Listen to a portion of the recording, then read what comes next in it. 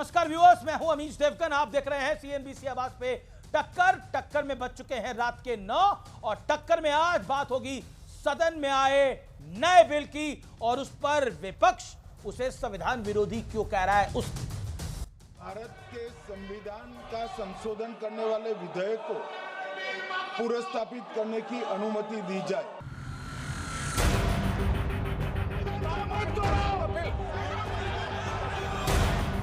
विपक्ष का एक गुस्सा इस बात पर है कि मोदी सरकार नेताओं के करप्शन और क्राइम के खिलाफ इतना कड़ा कानून क्यों बनाने जा रही है। ऐसे प्रावधान क्यों किए जा रहे हैं कि अगर किसी नेता ने ऐसा क्राइम कर दिया जिसमें 5 साल की सजा का प्रावधान है और नेताजी को जेल में 30 दिन से ज्यादा वक्त बिताना पड़ गया, तो मुख्यमंत्री, राज्यों के मंत्री, केंद्र के मंत्री तो छोड़िए, प्रधानमंत्री की भी नौकरी चली जाएगी।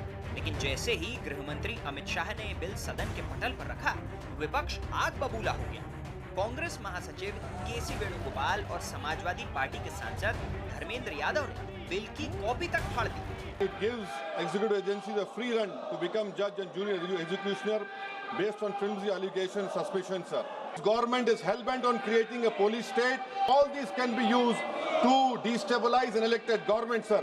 कानून के राज की बुनियाद है कि आप बेगुनाह हैं जब तक आपका गुनाह साबित नहीं किया जाता। This bill opens the door for political misuse. के ऊपर पूरी चर्चा कराई जाए। ये बिल संविधान विरोधी, मूल अधिकार विरोधी, न्याय विरोधी। We are going back to medieval times when the king could just remove anybody at will. There's no concept of what an elected person is. He doesn't like your face, so he tells ED, put a case, and then democratically elected person is wiped out within 30 days. This is मामला गृह मंत्री अमित शाह पर निजी हमले तक पहुंच गया, जिस पर अमित शाह ने भी करारा जवाब दिया। Sir, BJP people are telling this bill is to bring morality in politics. Can I ask a question to the Honorable Home Minister?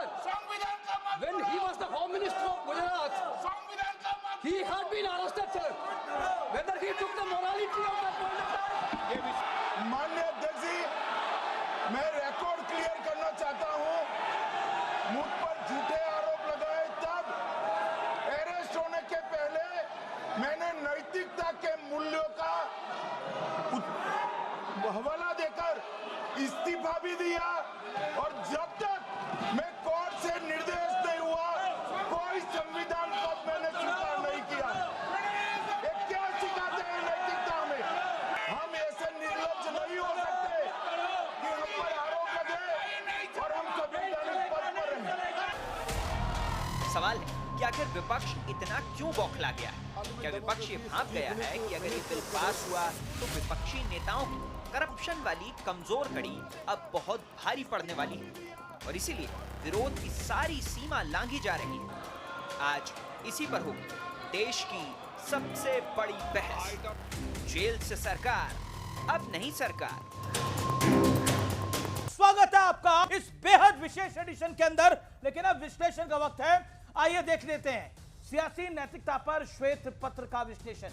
10 July 2013 supreme court का फैसला, 2 साल या अधिक की सजा पर एमपी या एमएलए की सदस्यता तत्काल चली जाएगी। लेकिन सितंबर 2013 यूपीए सरकार का एक्शन, कोर्ट का फैसला पलटने के लिए मनमोहन सिंह की सरकार, कांग्रेस की सरकार, कैबिनेट ने अध्यादेश पास किया और अध्यादेश लाई।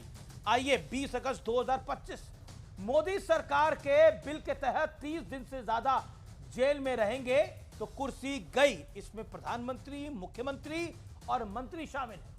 कांग्रेस, एसपी, एआईएमएम, उद्धव गुट वाली शिवसेना, टीएमसी, राजद, तमाम लोग विरोध में इसमें जुटे हुए हैं। आप भी इसमें एक तरह से मुखर हैं।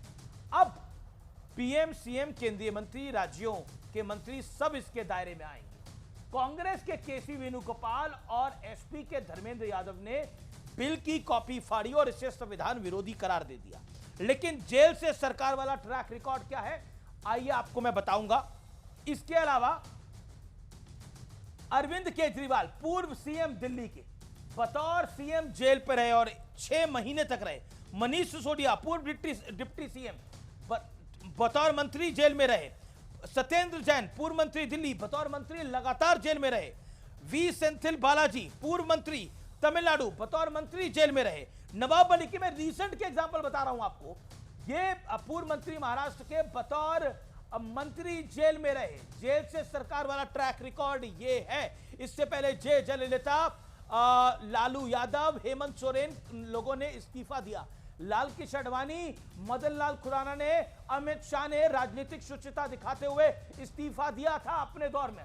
लेकिन अब इस्तीफा देकर जेल गए सीएम हेमंत सोरेन, जयललिता, बीएस येदियुरप्पा, उमा भारती, लालू यादव, ये स्क्रीन पर आपके नाम है। और भी कई सारे नाम हैं, लेकिन ये शुचिता समाप्त हो गई। लेकिन रीसेंट एग्जांपल अगर कोई है तो वो हेमंत सोरेन का है, और इसके अलावा कोई एग्जांपल आपको दूर दूर तक दिखाई नहीं देता आसपास के सालों के अंदर। लेकिन मेरे साथ आज कौन कौन है, लेकिन बड़ा सवाल मैं उससे पहले लेके आ रहा हूं स्क्रीन पर। बड़ा प्रश्न आज का यह है कि विपक्ष का विरोध चोर की दाढ़ी में तिनका वाली सियासत को साबित करता है, आज का यह बड़ा प्रश्न है। लेकिन मेरे साथ कौन कौन है? गौरव भाटिया भारतीय जनता पार्टी के प्रवक्ता मेरे साथ जुड़ रहे हैं। मेरे साथ आलोक शर्मा कांग्रेस पार्टी के नेता प्रवक्ता जुड़ रहे हैं। जेएमएम की मेंबर ऑफ पार्लियामेंट महुआ माझी मेरे साथ हैं। कुलदीप कुमार आम आदमी पार्टी के सिटिंग एमएलए हैं और वरिष्ठ नेता हैं, उनका अभिनंदन है। मेरे साथ सतीश के सिंह है, जाने माने पत्रकार।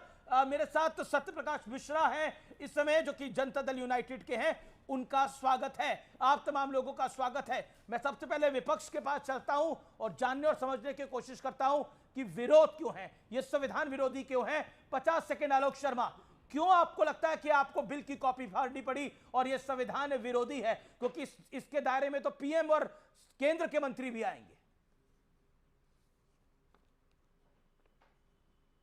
देखिए, मुझे लगता है कि पूरी तरह से आज जो बिल संसद में पेश किया गया है वो एक ड्रैकोनियन बिल है। अघोषित इमरजेंसी से हम सुपर इमरजेंसी की तरफ बढ़ने की तरफ चले जाएंगे। इसमें कहीं ना कहीं कोर्ट का भी अपमान है, सेपरेशन ऑफ पावर्स का भी कहीं ना कहीं उल्लंघन है। लोकतंत्र को समाप्त करने का एक ये प्रयास किया जा रहा है, जिसमें फेडरल स्ट्रक्चर के ऊपर भी बहुत सारे क्वेश्चन मार्क लगेंगे। और साथ के साथ हिंदुस्तान को एक पुलिस स्टेट बनाने का काम हम करने की तरफ आगे जा रहे हैं। कार्यपालिका के माध्यम से जनादेश का किस तरह से अवहेलना की जाए, उसका एक रास्ता ढूंढा गया है। कमजोर सरकार, एक निकम्मी सरकार जो वोट चोरी में पकड़ी गई है, वो अपने तमाम मुद्दों को ध्यान भटकाने के लिए काम कर रही है। जिस तरह से आज ये बिल आया है, इस बिल से केवल और केवल अपोजिशन पार्टीज को, उनकी सरकारों को कैसे डिस्टेबलाइज किया जाए, किस तरह से उनको आरोप लगाकर गिराया जाए, उसका एक रास्ता खोजा जा रहा है। इसके अलावा कुछ नहीं है। लेकिन आपके 50 सेकंड हो गए पूरे, लेकिन मैं आपको और 30 सेकंड देता हूं। आलोक शर्मा, आपके 50 सेकंड पूरे हो गए, मैं आपको और 30 सेकंड देता हूं और आपसे यह प्रश्न पूछता हूं, क्या अगर मुख्यमंत्री, मंत्री, केंद्र का मंत्री, प्रधानमंत्री को आरोपित हो जाए, जेल में चला जाए, उसके बाद भी उसको गद्दी पे बने रहना चाहिए? आपको ऐसा लगता है? दिल्ली में रिसेंटली हुआ था, अरविंद केजरीवाल अपनी गद्दी में बने रहे थे और कांग्रेस पार्टी ने बोला था ऐसा कैसे हो सकता है, शुचिता कहीं तो होगी। आप बोले तो मैं नेताओं के बयान कोट कर दूं, देवेंद्र यादव से लेकर संदीप दीक्षित की।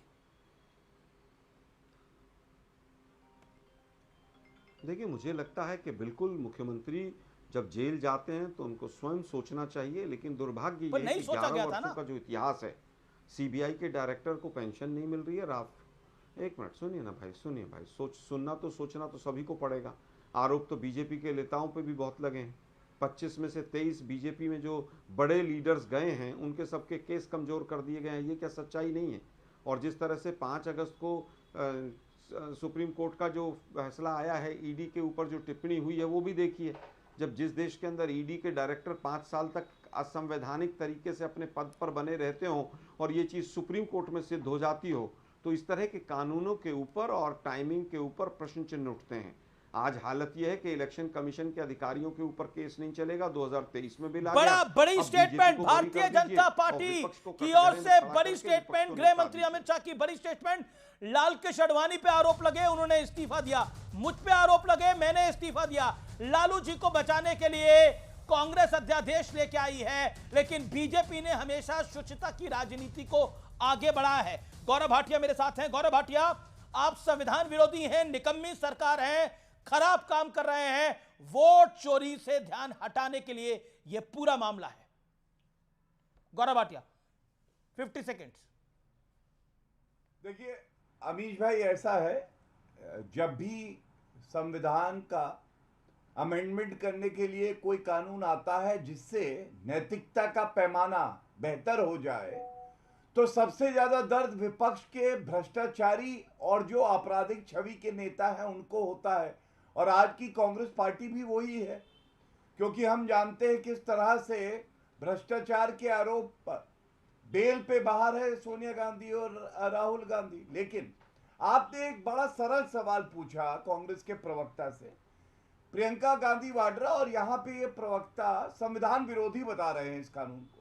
आपने कहा कैसे है, तो इन्होंने 3 बातें कही, separation of power, federal structure और पुलिस स्टेट। जी बोली। इससे संविधान विरोधी कैसे हो गया, ये अमीश भाई मैं तो नहीं समझ पाया। हो सकता है बड़े बड़े शब्द सिखा के प्रवक्ताओं को भेजा जाता है और उसके बाद कहा जाता है ये बोल के कन्नी काट लेना। लेकिन आज जो मैं बताना चाह रहा हूं वो अहम है। क्या कहता है ये कानून जो अभी बिल आया है? सबसे पहली बात ये कहता है कि जो मुख्यमंत्री और प्रधानमंत्री स्वयं इस कानून के दायरे में आएंगे, और जो मंत्री है चाहे केंद्र में हो चाहे प्रदेश की सरकार में हो, अगर 30 दिन तक जेल में रहता है तो 31वें दिन वो पद से हटा दिया जाएगा। अब आप मुझे ये बताइए, 30 दिन में अगर कोई निर्दोष है या कानून का दुरुपयोग करके जेल में डाला गया है, इस देश में न्यायालय है ना, वो सर्वोच्च न्यायालय जाएगा, आर्टिकल 32, आर्टिकल 226 में वो हाईकोर्ट जाएगा, वो बेल ले सकता है, एंटीसिपेटरी बेल ले सकता है। पॉइंट है आपकी बात के अंदर। अगर जी नहीं देगा, ठीक है, अगर relief counter point Alok Sharma. Okay, Alok Sharma गंभीर है जी। आलोक शर्मा, गौरव भाटिया का पॉइंट है कि देश के न्यायालय पे तो आपको भरोसा होगा, 30 दिन के अंदर तो बेल लेकर आ ही जाएगा, नहीं तो एंटीसिपेटरी बेल तो मिल ही जाएगी अगर कोई गलत केस भी होगा तो। आपको न्यायालय पे भरोसा नहीं है? खुद राहुल जी बेल पे बाहर हैं, सोनिया जी बेल पे बाहर हैं, रॉबर्ट वाड्रा को बेल मिली हुई है। देखिए जबरदस्ती के केसों में फंसाया और 12-12 साल तक आप चार्जशीट फाइल नहीं कर पाते हैं तो स्वाभाविक है, अगर 12-12 साल में भी आप प्रूव नहीं कर पा रहे हैं तो वो चार्जेस झूठे हैं। हमारा तो सवाल ये है कि झूठे आरोपों पर क्या करोगे? जहां सुप्रीम कोर्ट के न्यायाधीश के ऊपर एक महिला जाकर कहती है मेरा यौन शोषण हुआ है, और उसके बाद वो सुप्रीम कोर्ट ही जांच करता है। कल को क्या होगा नहीं पता है ना, कौन किसके ऊपर कौन से आरोप लगाएगा। 4-4 साल से स्टूडेंट लीडर्स जो हैं वो जेल के अंदर हैं और आज तक उनको सजा नहीं सुनाई गई है। तो ये भी तो इसी देश में हो रहा है। कोर्ट भी उन्हें बेल नहीं दे रही है। आपका कोर्ट पे विश्वास है आलोक जी के नहीं है? मैं उत्तर देता हूं। एक सेकंड गौरव, मैं आपको टाइम दूंगा, 10 सेकंड।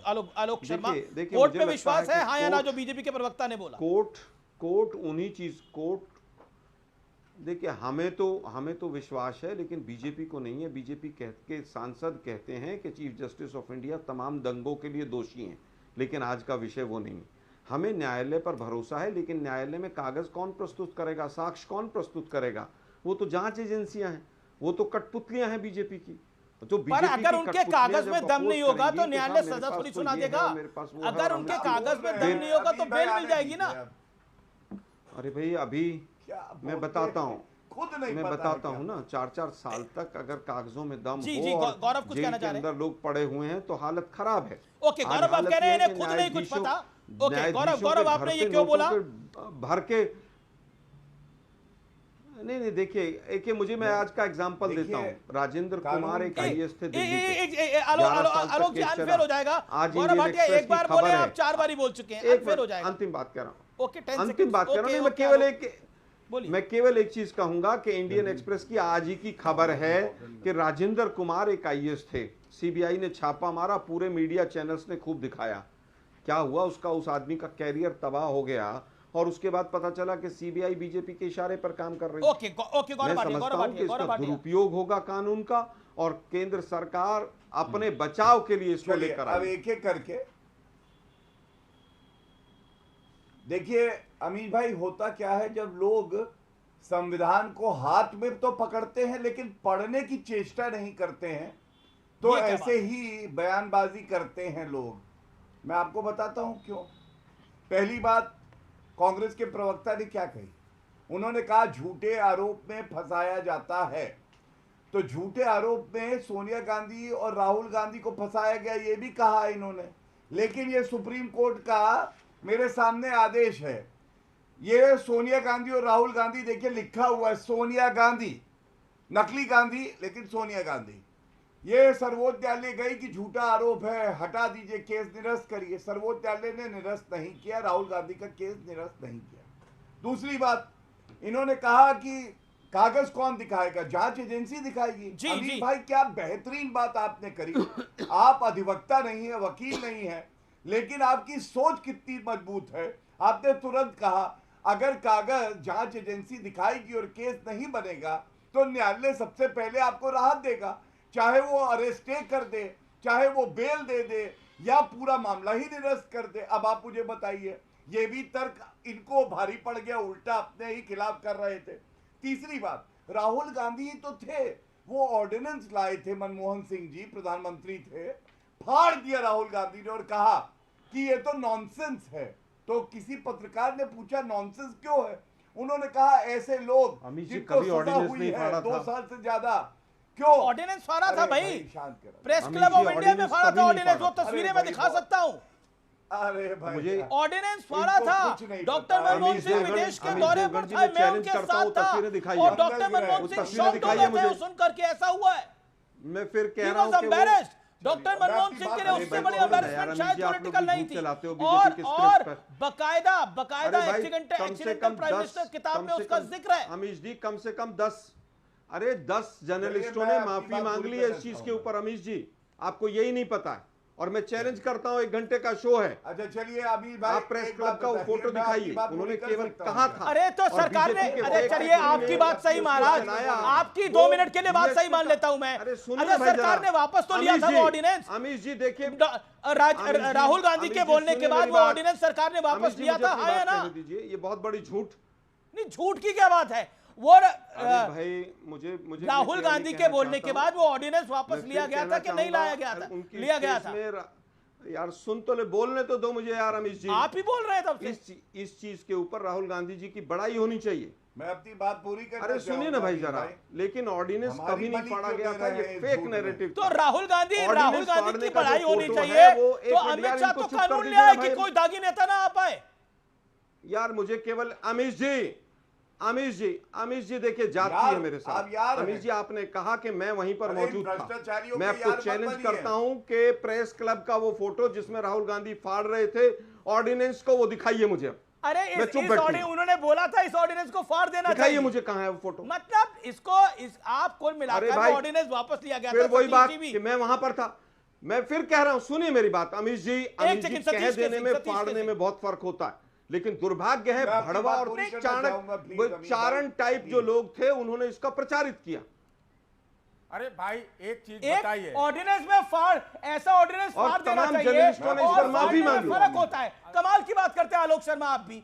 आलोक शर्मा कमाल का लॉजिक दे रहे हैं, मतलब लॉजिक के तो आप लॉजिक की तो भ्रष्टाचार बढ़े, फाड़ देता हूं, और ऑर्डिनेंस फाड़ने में फर्क होता है। सरकार वो ऑर्डिनेंस वापस लेती है। राहुल गांधी महज एक मेंबर ऑफ पार्लियामेंट थे, पूरी कैबिनेट थी, उस कैबिनेट में शरद राव पवार थे, उस कैबिनेट के अंदर शरद राव पवार थे, प्रणब दा थे उस कैबिनेट के अंदर, डॉक्टर मनमोहन सिंह थे, और उस कैबिनेट के डिसीजन को राहुल गांधी कहते हैं फाड़ देना चाहिए, और आप कह रहे हैं ये फाड़ने के बराबर नहीं था, और आप कह रहे हैं कि ये बात गलत बोली जा रही है।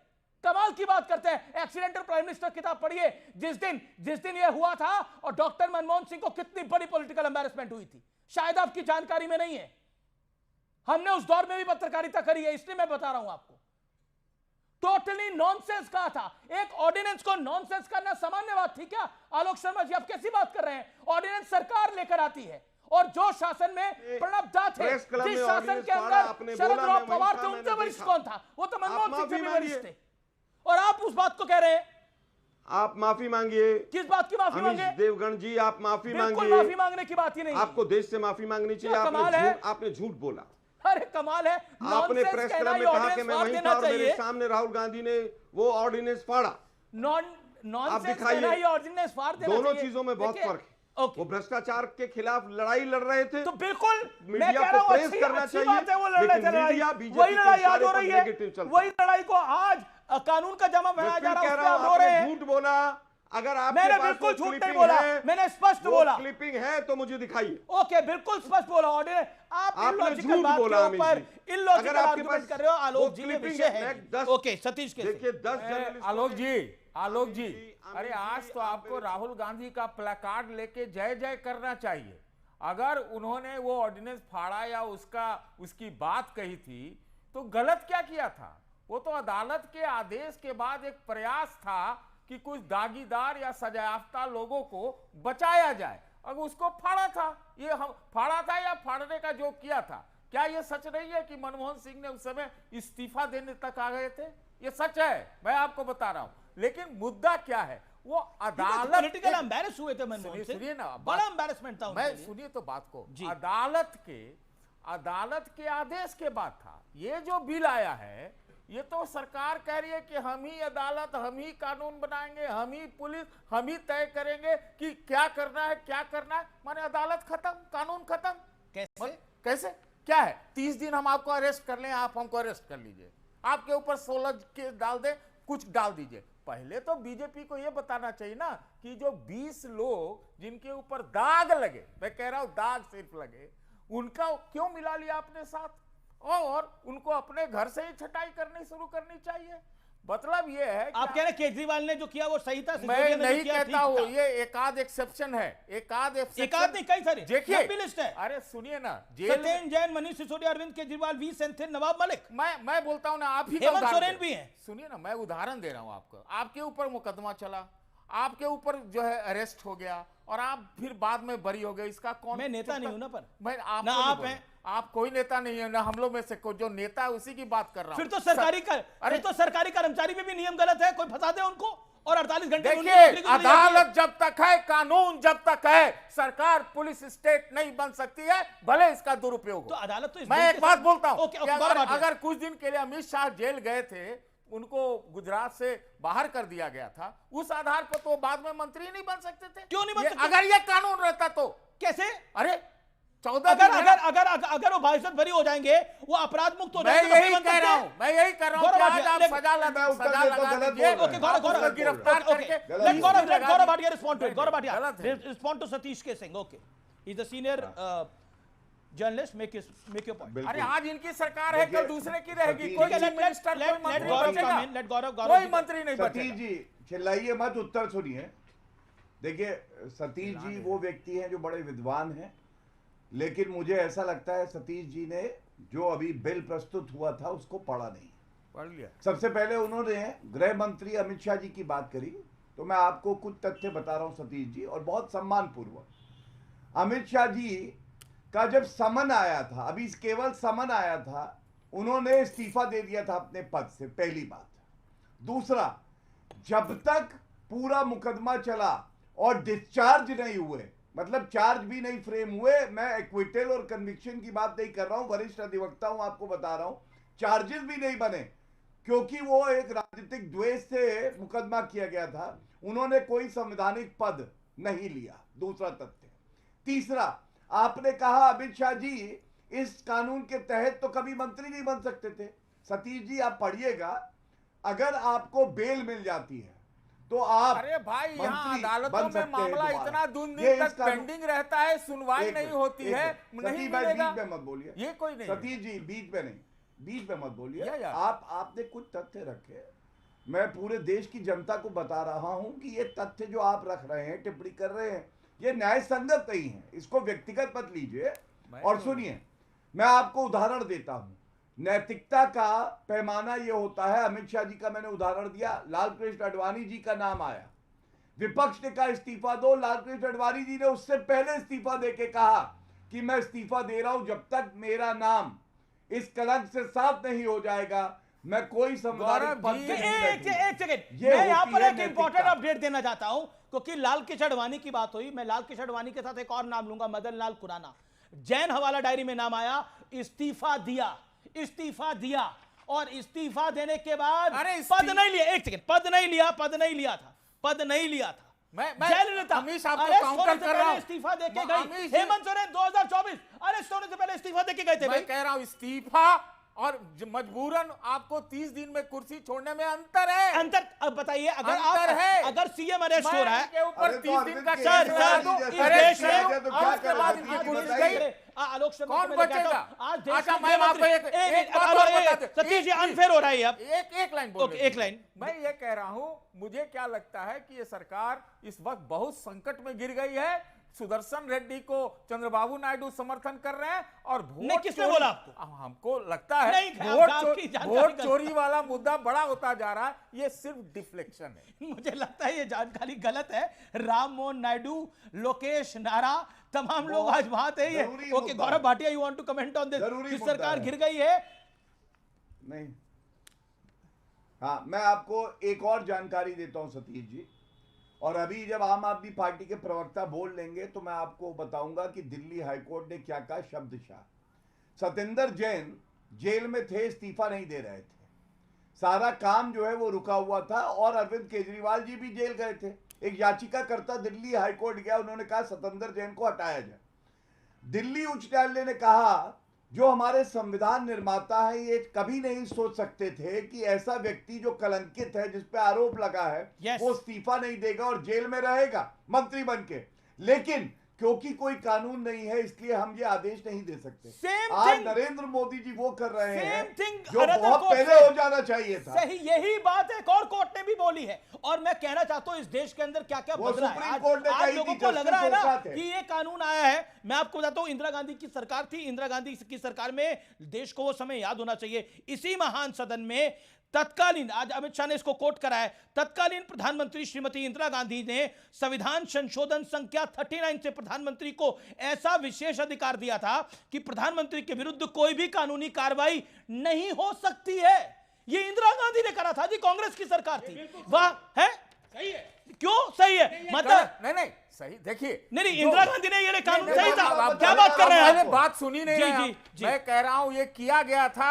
इंदिरा गांधी ने असाधारण काम किया था, इसलिए उनको कुर्सी छोड़नी पड़ी। ये देखिए ना, वहां से यहां तक हम आए हैं। इस देश के अंदर एक सरकारी मुलाजिम को, बेचारे को तो नौकरी छोड़नी पड़ती है और यहां पर नेताओं के ऊपर कुछ नहीं होगा। और यहां पर लड़ाई हो रही है कि नॉनसेंस बोला या फाड़ा, तो कोई बड़ी बात नहीं थी। पॉलिटिकली एम्बैरस हुए थे डॉक्टर मनमोहन सिंह। मुझे ये किसी को याद कराने की आवश्यकता नहीं है। लेकिन मैं जेएमएम की मेंबर ऑफ पार्लियामेंट के पास चलता हूं। Mahua Manjhi waiting from long, then I will go to Aam Aadmi party MLA महुआ मांझी। देखिए, एक राजनीतिक शुचिता दिखाई हेमंत सोरेन ने, जिसका उनको पॉलिटिकल लाभ भी हुआ। वो जेल जाने से पहले इस्तीफा देके गए थे। लेकिन इस देश में कई ऐसे नेता हैं जो जेल में रहे लेकिन इस्तीफा नहीं दिया था। देखिए, उन्होंने राजनीतिक शुचिता तो दिखाई, लेकिन आप सोचिए कि ये कानून अगर उस समय आ गया होता जिसको लाना चाहती है वर्तमान सरकार, तो क्या होता।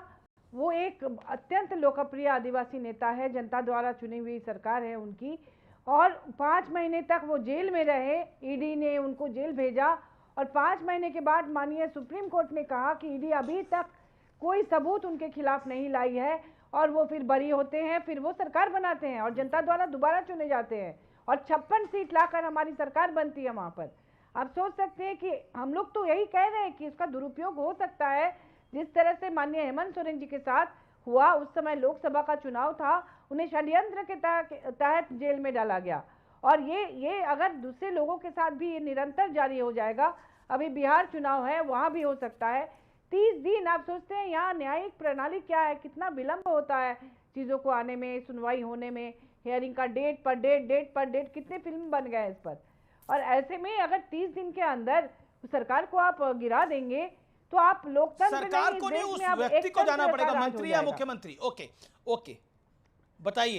एक नेता कह रहे थे कि नीतीश कुमार और चंद्रबाबू नायडू सरेंडर कर रहे हैं सरकार के आगे, इसको समर्थन करके। इसका जवाब क्या है? नीतीश कुमार जी की राजनीतिक यात्रा जो व्यक्ति जानते होंगे वो जानते हैं कि वो किसी के सामने सरेंडर नहीं करते। गठबंधन और महुआ जी की बात का जवाब है, महुआ जी जो कह रही हैं वो सुनना सुखद उनको लग सकता है, लेकिन एक परिस्थिति समझिए महुआ मांझी जी, आप एक प्रख्यात लेखिका हैं, कि क्या इस देश का मंत्री, मुख्यमंत्री किसी गंभीर आरोप जिसमें 5 साल की सजा हो सकती है, उसमें 1 महीने से ज्यादा जेल में रहे तो क्या ये राज्य और उस देश के लिए बहुत अच्छा है? क्या वो मंत्री वो विभाग चला लेगा जिस तरह सत्येंद्र जैन जेल में रहे 1 साल, इस्तीफा नहीं दिया? मैं बिल्कुल मानता हूं और सोरेन साहब का सम्मान करता हूं कि उन्होंने नैतिकता दिखाते हुए इस्तीफा दिया। लालू जी ने भी इस्तीफा दिया था, उमा भारती जी ने इस्तीफा दिया था। और जो लोग अभी बता रहे थे ना कि इससे फेडरल स्ट्रक्चर दूषित हो जाएगा, हे फेडरल स्ट्रक्चर के महाप्रभु कांग्रेस पार्टी जी, आपकी पार्टी की सरकारों ने 356 का महा दुरुपयोग किया इस देश में। जब तक एसआर बोम्मई का फैसला नहीं आता ना 1994 में, तो 356 तो आप ऐसे लगाते थे जैसे बस हमारे यहाँ एक कहावत है, आग लगा देते हैं चूल्हे में, वैसे आप 356 किसी सरकार के पीछे लगा देते थे और बर्खास्त कर देते थे। खरीद फरोख्त करके कितनी सरकारें इस देश में गिराई है कांग्रेस ने और बनाई हैं, वो हमें फेडरल स्ट्रक्चर, कानून और संविधान के हिसाब से समझा रहे हैं। खरीद फरोख्त कानून को किसने रोका? आखिर जंबो कैबिनेट होता था, अटल बिहारी को डराने के लिए बिल लेके आया गया। सुचिता की राजनीति पर अटल बिहारी वाजपेयी जी ने 15% फिक्स किया और आज सुचिता की राजनीति ज्यादा प्रबल हो और कोई ये जुर्रत नहीं कर पाए कि भ्रष्टाचार में शामिल भी हो, तो इसके लिए ये कानून बिल्कुल जरूरी है इस देश में। आने वाली पीढ़ियां सुचिता की राजनीति पे चल सके। आपको बता रहा हूं, इंदिरा गांधी एक विशेषाधिकार कानून लेकर आई थी कि प्रधानमंत्री पे कोई कार्रवाई नहीं हो सकती, प्रधानमंत्री के विरुद्ध कोई भी कानूनी कार्रवाई नहीं हो सकती। वहां से हम यहां तक आए हैं कि प्रधानमंत्री के खिलाफ कानूनी कार्रवाई हो सकती है। देश में बीजेपी और एनडीए लेड सरकारें ज्यादा हैं, केंद्र में बीजेपी की सरकार है, फिर भी वो ये कानून लेकर आए हैं कि आपको नहीं लगता कि ये बैलेंस्ड है? महुआ जी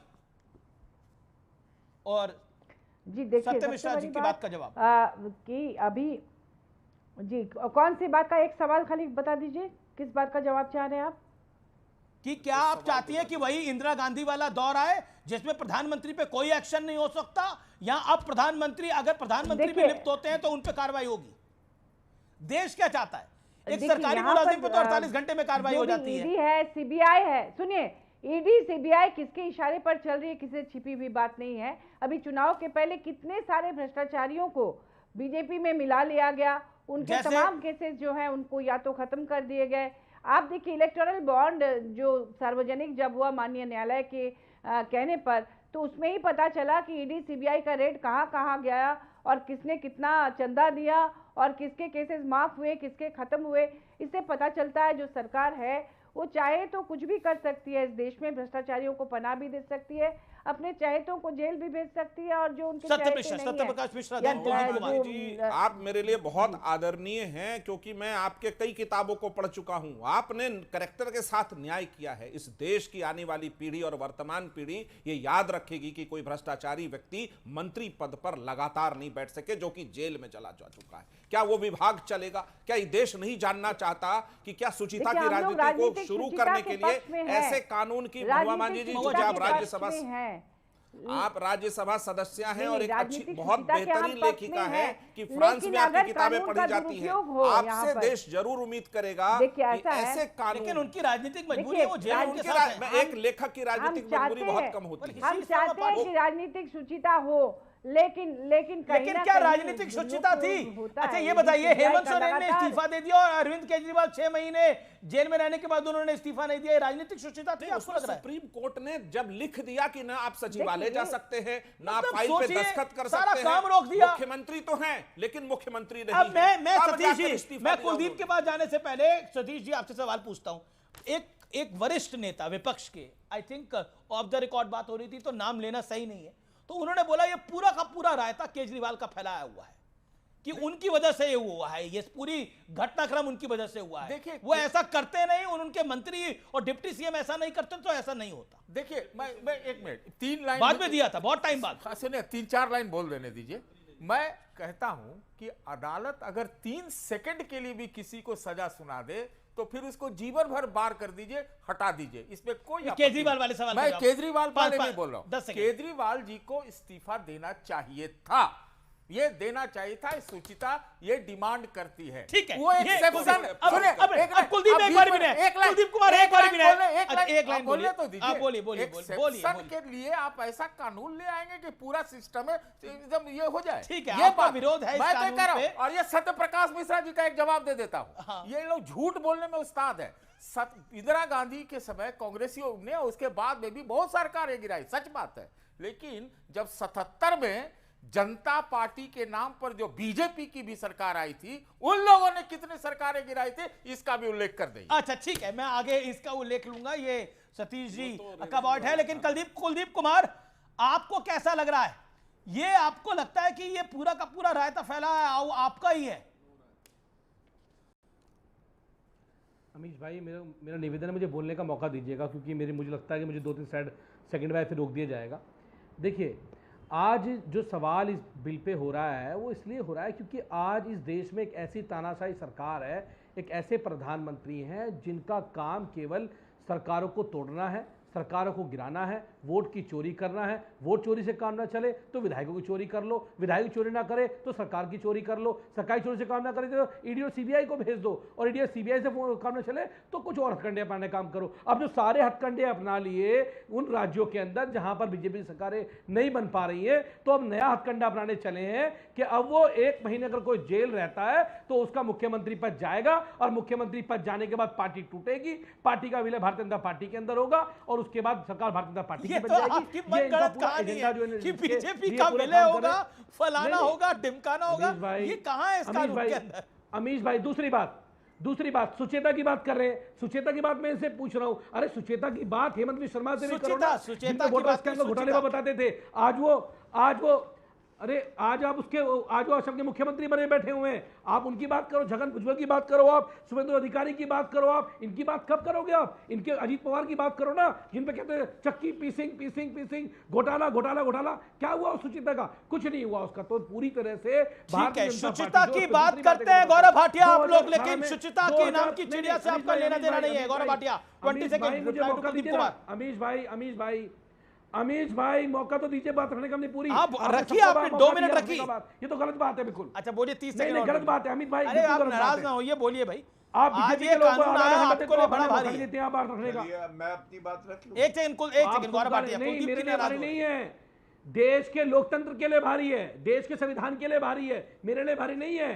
दूसरी बात, 2018 में आम आदमी पार्टी के 20 विधायकों को ऑफिस ऑफ प्रॉफिट के अंदर भारतीय जनता पार्टी ने कंप्लेन करी, और कंप्लेंट के बाद चुनाव आयोग ने एक लेटर लिख के उनकी सदस्यता को रद्द कर दिया गया। वो 2018 में हाई कोर्ट गए, 2020 में जब चुनाव होने वाले थे हाई कोर्ट ने उनको बरी किया और उनकी सदस्यता को बरकरार रखने का काम किया। आप बताइए, 2 साल बाद वो 20 विधायक 2 साल तक बिना मेंबरशिप के रहे, और जनता में उनका क्या प्रभाव गया होगा? लेकिन उसके बाद 2 साल बाद हाई कोर्ट ने उनको करके भेजा। अभी सत्येंद्र जैन साहब को आप देखो, 2019 के केस के अंदर अभी सीबीआई इनकी जाके वहां पर एविडेंस नहीं दे पाई, उसके बाद क्या हुआ? उसको बरी कर दिया गया। तो ये जिस तरह से कर रहे हैं 6 महीने, 8 ठीक है, ओके गौरव भाटिया, आप लोग शुचिता की राजनीति दिखाइए और बाद में सरकार तोड़ने काम करते हैं। ओके,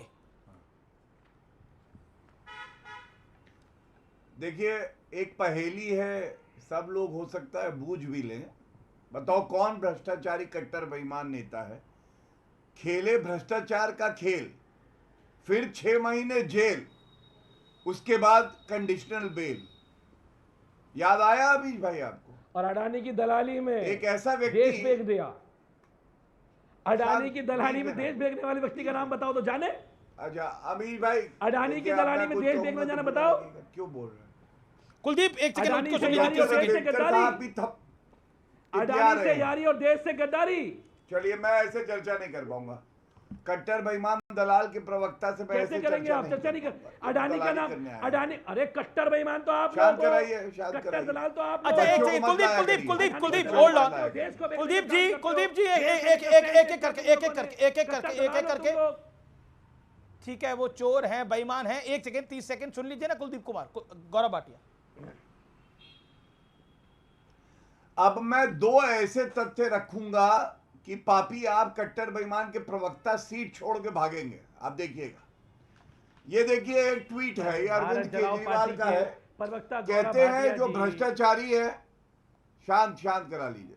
अब अच्छा नहीं लग रहा कुलदीप भाई, मैं आप छोटे मुझसे प्यार से कह रहा हूं, मत करिए ऐसे, ओछापन लग रहा है। अरविंद केजरीवाल भी आपको कहेंगे गलत कर, ओछापन तो आप करते हैं। मेरी बात का उत्तर दीजिएगा। बोलिए गौरव, 30 सेकंड में दीजिएगा। मैंने तो आपको अपना समय दिया, धन्यवाद। ये अरविंद केजरीवाल का एक ट्वीट है 2013 का। क्या कह रहे हैं अमीश भाई पता है? कह रहे क्या भ्रष्टाचारियों को केवल जब भ्रष्टाचार का आरोप लगे तो इस्तीफा देना चाहिए या इनको जेल भी डाल देना चाहिए। ये अरविंद केजरीवाल कह रहे हैं और ये खुद कहते थे अगर आरोप लगे तो पहले इस्तीफा दो, जब नाम साफ हो जाए, बरी हो जाओ, कांग्रेस के उसके साथ बाद करा। वापस आओ कुर्सी पे बैठने।